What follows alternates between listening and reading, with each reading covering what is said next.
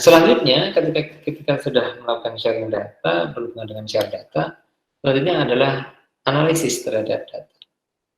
Nah, tentu untuk mendapatkan hasil yang memiliki arti ya, hasil yang bermanfaat, yang memberikan sebuah pengetahuan dari data, maka perlu dilakukan analisis. Dan tentu analisis itu akan dengan mudah apabila kita melakukan proses visualisasi juga. Nah, tapi bagaimana kemudian kita melakukan itu? Nah, tentu yang pertama kita harus melakukan checking terhadap data. Oke, dari kasus Jenny and Rose tadi berkaitan dengan toko sepedanya, dia sudah berhasil membuat aplikasi untuk menemukan data, kemudian melakukan pengecekan terhadap data. Dia sudah mengumpulkan banyak sekali data, kemudian bisa melakukan sharing terhadap data yang dia rasa akan membantu untuk meningkatkan bisnis mereka. Itu semua sudah mereka dapatkan. Nah, selanjutnya secara spesifik kemudian melakukan analisis terhadap data itu di dalam satu sudut pandang tertentu. Misalnya, Janine and Rose mulai melihat ada pembelian sepeda ya, selama beberapa minggu di musim panas. Oke. Kemudian dia buat chart begitu berupa sebuah gambar, maka didapatkan hasil chart ada di sebelah kanan. Dia bisa melihat itu, namun pertanyaannya kemudian so what gitu. Kalau kemudian sudah dapat digambarkan seperti itu apa maknanya? Apa yang bisa kita ambil? Ini senada dengan kasus yang kemarin ketika kita mendapatkan data sidik jari yang menempel pada sebuah handle pintu.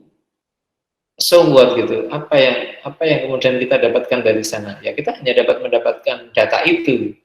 Sama dengan ini, kalau kita sudah mendapatkan itu data yang bahwa oh ini loh hasil penjualannya, terus kenapa dengan hasil penjualan itu? Nah ini akan menjadi satu hal yang kita tidak bisa mendapatkan satu yang banyak gitu, mendapatkan insight yang banyak kalau kemudian tidak kita kaitkan dengan hal yang lain. Contoh misalnya kita ingin mendapatkan hasil sebuah prediksi berkaitan dengan penjualan itu. Terus ke depan bagaimana? Sehingga ini harus kemudian kita peroleh data yang lain, misalnya contoh berkaitan dengan data-data curah hujan pada minggu-minggu tersebut. Sehingga kita mencari sebuah informasi lagi yang berkaitan dengan data tentang cuaca misalnya dalam beberapa bulan ke belakang sesuai dengan bulan pembelian itu dan mencoba mencari hubungannya. Barulah kemudian data itu, analisis data yang dilakukan menjadi sangat tajam dan sangat kuat. Ya, tidak hanya berasal dari satu sudut pandang saja. Nah, contoh misalnya kemudian Janine and Rose ini mendapatkan data curah hujan, gitu ya. Bagaimana tingkat ya kaitan dengan temperatur dan seterusnya. Dan kemudian dibandingkan, dikontraskan dengan ya. Maka ketika dilakukan proses analisis cuaca berkaitan dengan jumlah sepeda yang terjual pada waktu tersebut, maka pola baru kemudian bisa dilihat di sana. Bahwa penjualan itu akan berkurang ketika seperti apa. Penjualan itu akan naik ketika kondisinya seperti apa. Nah, ini akan menjadi pola-pola yang bisa ditarik sebuah insight di sana, sebuah informasi yang bermanfaat berdasarkan analisis data dan kemudian memvisualisasikannya. Oke, pertanyaannya kuis selanjutnya yang ketiga. Silakan lihat chart itu, chart yang ada di sebelah kiri, chartnya yang tadi ya, kasusnya Janine and Rose.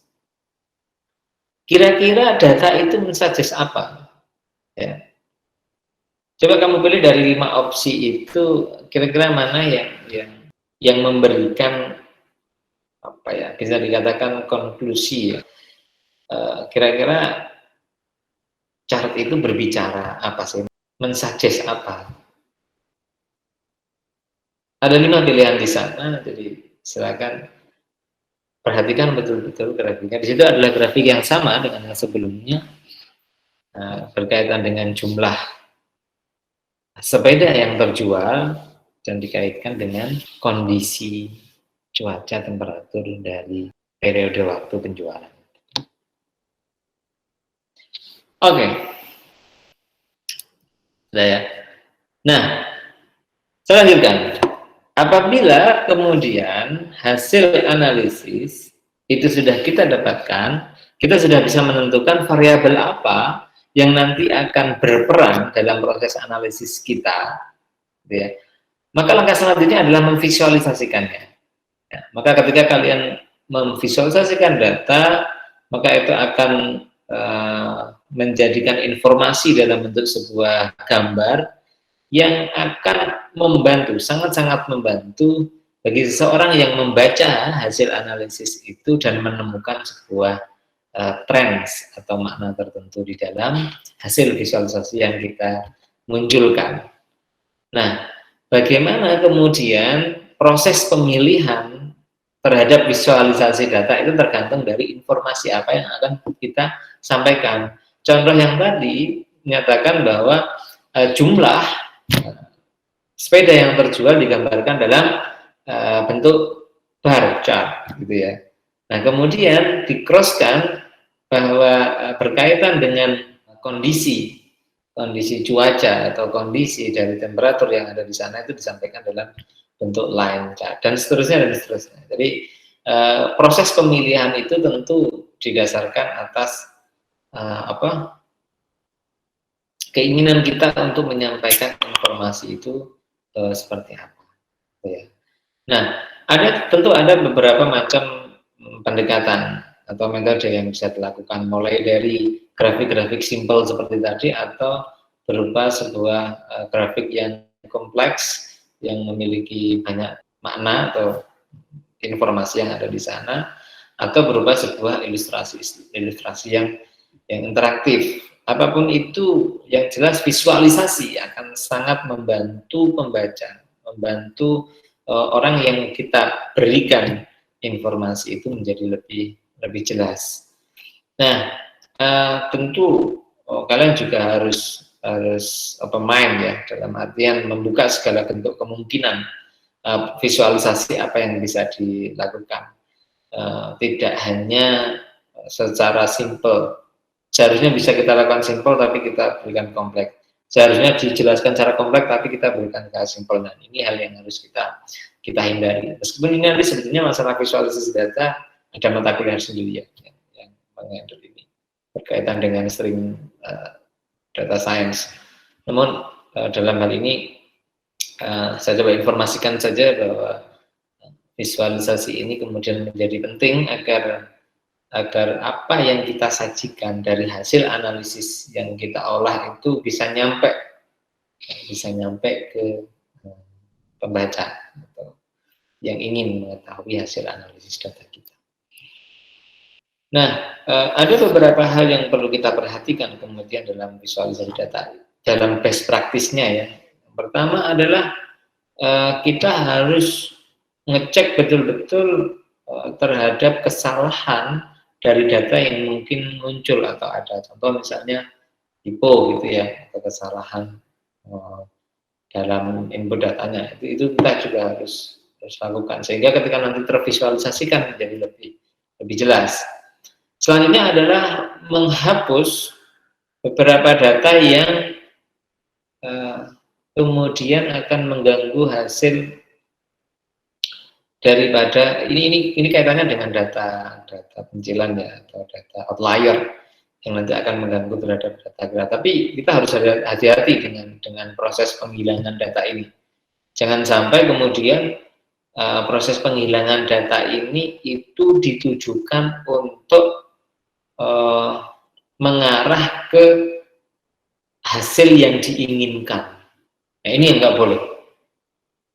Penghapusan ini hanya sekedar menghapus data-data yang sangat jauh sekali dari data yang terkumpul yang lainnya. Artinya ini benar-benar sangat aneh gitu. Kalau kemudian data ini dimasukkan, itu yang harus yang boleh dihilangkan. Tapi bukan kemudian penghilangan data ini disesuaikan dengan hasil yang ingin kita peroleh. Ini namanya manipulasi data. Nah, ini harus hati-hati. Nah, sehingga nanti visualisasi yang disajikan itu masih relevan dengan data aslinya, tetapi tidak kemudian menghasilkan visualisasi yang jelas. Baik, selanjutnya adalah kalian juga harus mengetahui apa yang ingin kamu cari dengan visualisasi itu apa.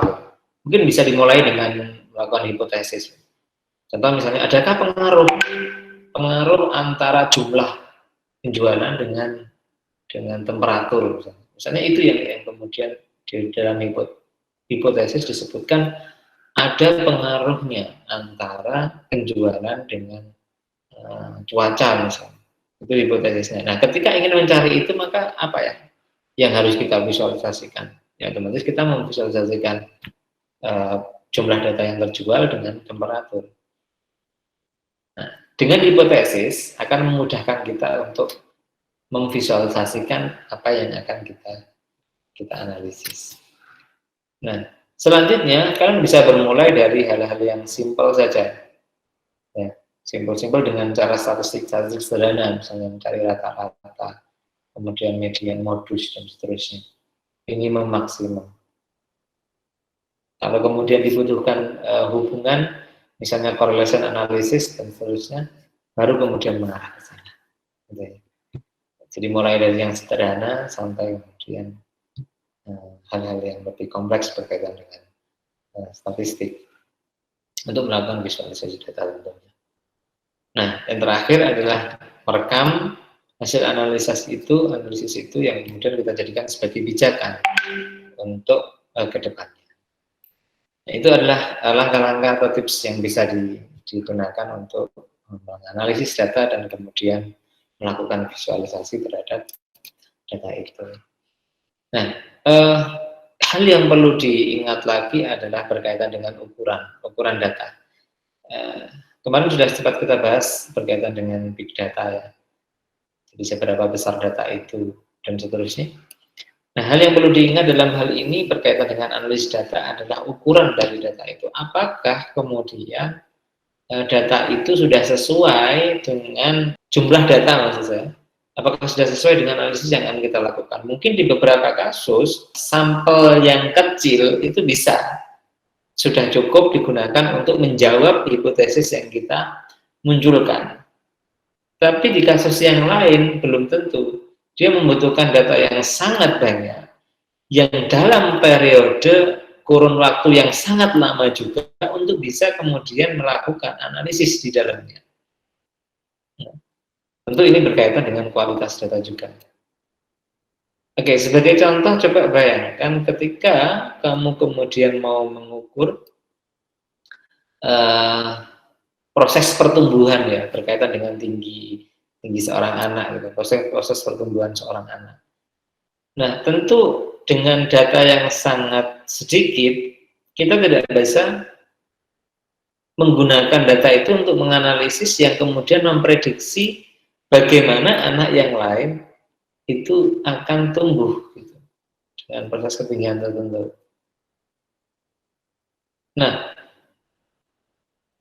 mungkin kalau ada seseorang di negara yang lain gitu ya, share datanya berkaitan dengan bagaimana anak-anak ini tumbuh, mungkin itu bisa dijadikan acuan gitu. Mereka sudah mendapatkan data yang banyak tentang itu dan kita bisa, dan kebetulan mereka share, kita bisa menggunakan itu untuk melakukan prediksi. Pertanyaannya kemudian, nah, tinggi seseorang itu, tinggi anak-anak itu di dalam satu negara apakah sama? Nah, analisis tajam seperti itu beberapa hal yang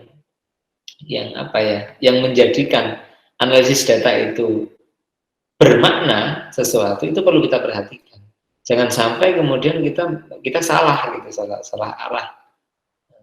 Dan hal-hal sekecil itu juga harus kita perhatikan dalam melakukan analisis data. Sehingga ini menjadi perlu di awal saya sampaikan juga.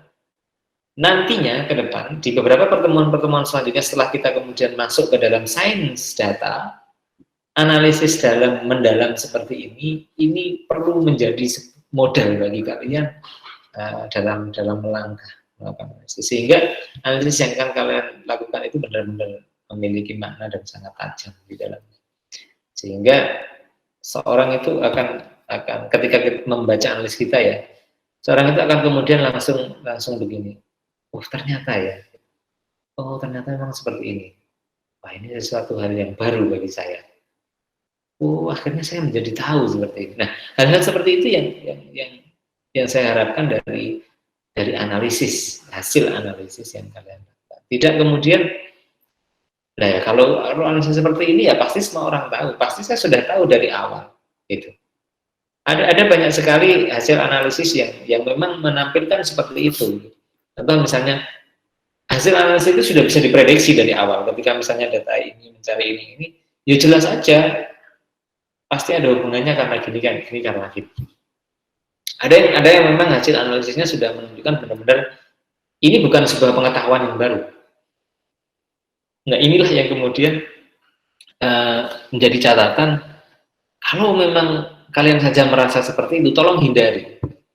Nah, lantas bagaimana? Lantas carilah sebuah analisis sudut pandang yang baru, yang kalau dimungkinkan harus menambahkan data-data dari sumber yang baru untuk memunculkan sebuah analisis yang kuat, gitu. Analisis yang dalam, yang bahkan seseorang akan kemudian ngomong, wah ini ternyata saya baru tahu ini. Oh, ini satu hal yang baru. Nah, itulah yang dimaksud dari awal saya menjelaskan perjalanan data itu adalah insight ya. Mendapatkan pengetahuan ini adalah pengetahuan baru seperti ini. Dan itu yang harus ditanamkan dari seorang ketika kemudian mau terjun ke dalam dunia saintis data. Nah, sehingga dengan visualisasi data dan analisis terhadap visualisasi tadi, ya, maka disinilah awal kita bisa melakukan analisis yang akhirnya mendapatkan sebuah informasi dari data yang sudah kita kumpulkan. Sehingga data yang kita kumpulkan tadi tidak benar-benar mentah, data itulah yang kemudian akan ditransformasikan menjadi sebuah pengetahuan, dan itulah tugas seorang saintis data.